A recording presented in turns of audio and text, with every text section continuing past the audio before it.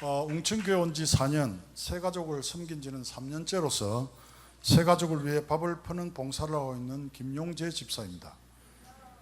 간증을 시키면 절대 교회 나가지 않겠다고 큰 소리를 쳤는데 우리 교회를 나오신 지 얼마 되지 않으신 김재군 집사님께서 가만히 있는 저를 보고 다음 간증자로 지목하는 바람에 얼떨결에 나오게 되었습니다.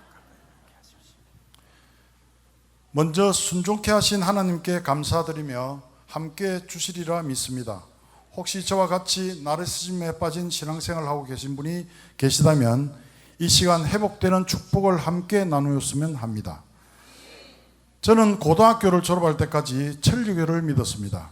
천주교를 믿게 된 배경은 선친께서 일본에서 태어나셨고 그 당시에 작은 할아버지께서 병을 낫게 하시려고 천주교를 믿었던 것이 시초가 되어 해방을 맞이하고 귀국 후에도 자연스럽게 집안 대대로 천주교를 믿게 되었습니다.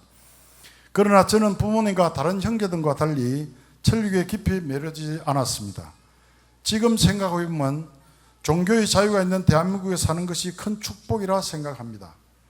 하나님과의 인연은 군에 입대한 후 피교육자 시절 종교 활동으로 교회를 가면 빵과 삶은 계란을 준다는 소리에 교회를 들렀다가 먹기만 하고 도망다니다가 급기야는 세례까지 받게 되었습니다만 구원에 대한 확신은 없었습니다. 또 언더우드 선교사의 전도 여행의 기체 아래 문을 연 대학을 가다 보니 교양 필수 3학점짜리 기독교 개론이라는 과목이 있었는데 교양 필수라 이수하지 않으면 졸업이 안 된다고 했습니다. 내 뜻과는 전혀 상관없이 억지로 수강을 했고 성경 말씀은 외워서 시험을 보는 정도이고 그 후에는 기억도 나지 않았습니다. 하나님과의 만남은 이렇게 시작되었습니다. 그러나 하나님께서 사방으로 피해 다녀도 저를 끝끝내 택하셔서 부르시고 어렵다 하시려고 작정하시고 계셨기에 하나님과의 관계 속에서 이미 오래전부터 저희 육과 영혼의 회복을 원하고 계셨던 것 같습니다. 그러면 지금부터 하나님께서 2년 전 저를 통해 역사하신 두 가지와 최근 한 가지 더 간증을 하겠습니다. 제가 간증할 때 하나님의 동일한 역사가 있으시기를 선포합니다. 제가 제대 후 업무상 객지 생활을 약 17년간 가족과 동떨어져 생활하다 보니 공허한 마음이 자주 들었습니다.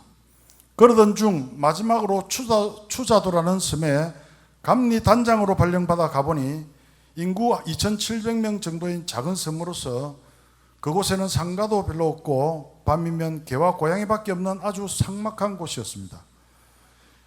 연 365일 매일같이 술을 마시는 심히 애주가인 저는 적막함이 오히려 지옥이었습니다.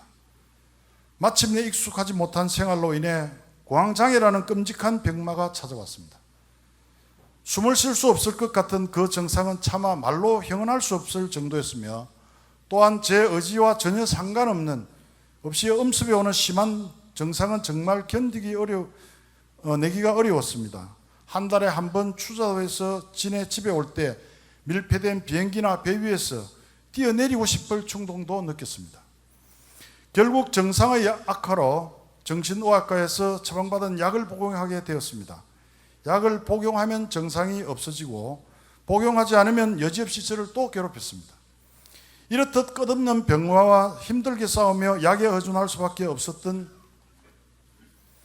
저희 삶은 질은 떨어졌지만 드디어 약 4년간 추자도 근무를 마치고 달콤하고 토끼같이 사랑스러운 아내가 있는 지네 집으로 돌아왔는데 집사람인 방선자 집사가 친구인 손영숙 집사님의 전도로 갑자기 웅천교회를 출석하고 있었습니다.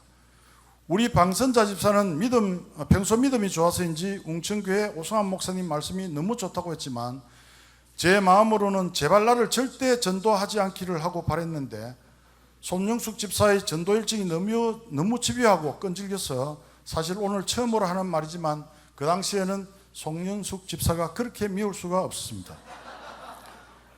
그렇지만 별 수 없이 저도 웅천교회를 출석하게 되었고 손 집사의 승리로 그 끈질기고 집요한 전도의 막은 내리게 되었습니다. 교회 출석 중에 또 공황장애증은 계속되어 약에 의존하고 있었습니다. 어느 날 집에 혼자서 있는데 갑자기 가슴이 답답한 증상이 또 나타났습니다. 그 순간 항상 오성환 목사님께서 치유 기도를 하실 때 더러운 질병아 예수의 이름으로 명하노니 내 몸에서 떠나거라 라고 기도하신 말씀이 떠올랐습니다. 제가 목사님처럼 똑같이 명했습니다. 그런데 놀랍게도 제 음성이 아니고 목사님의 음성이 들려 제 귀를 의심했습니다. 아직 연약하고 말씀에 무지한 제 믿음 대신 우리 목사님의 믿음으로 치유케 하신 하나님의 만지심과 신실하신 사랑의 눈물이 났습니다. 잠시 후 가슴에서 뭔가 쑥 빠져나가는 느낌과 함께 답답한 가슴의 증상이 갑자기 사라지고 편안해졌습니다. 그 후로는 간혹 답답한 증상이 있었지만 지금은 완쾌됐습니다. 할렐루야. 이후에도 하나님의 사랑은 또 계속되었습니다. 광장애가 완쾌된 후 얼마 지나지 않아 목사님 설교가 한참이던 주일 오전 예배 중에 갑자기 저희 몸이 불에 맞은 듯한 현상을 느끼며 가슴이 너무 뜨거워서 견딜 수가 없었습니다. 혹시 혈압이 오르나 있나 생각하고 목사님의 설교 중에 밖으로 나갈까 할 정도로 어려웠었는데 약 1분가량 지나고 나니까 괜찮아졌습니다. 이처럼 두 번의 하나님 은혜를 경험한 후 웅천교회를 온 지 거의 4년 동안 주일을 2번밖에 빠지지 않았습니다. 기적입니다.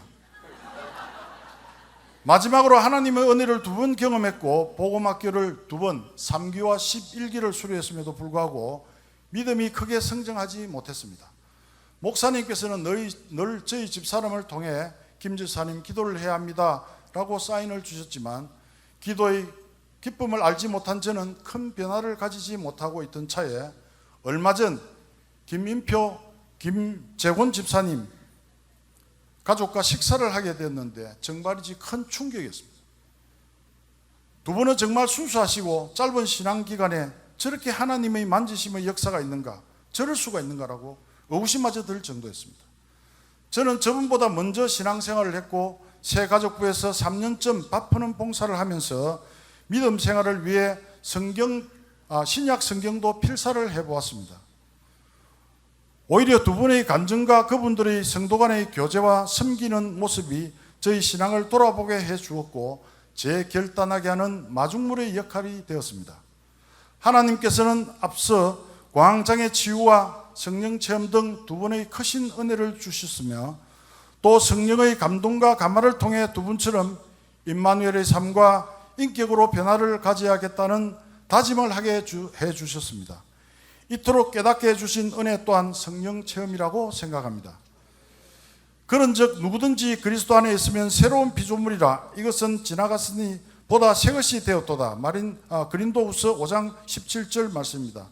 오늘 선포하건대 저는 영적 성장을 위하여 하루에 한 권은 아니더라도 일주일에 한 번 7주간 목사님의 복음으로 변화되라는 책을 매일 실천해 보기로 하겠습니다. 모든 감사와 영광을 하나님께 올려드리며 간증을 마칩니다. 감사합니다.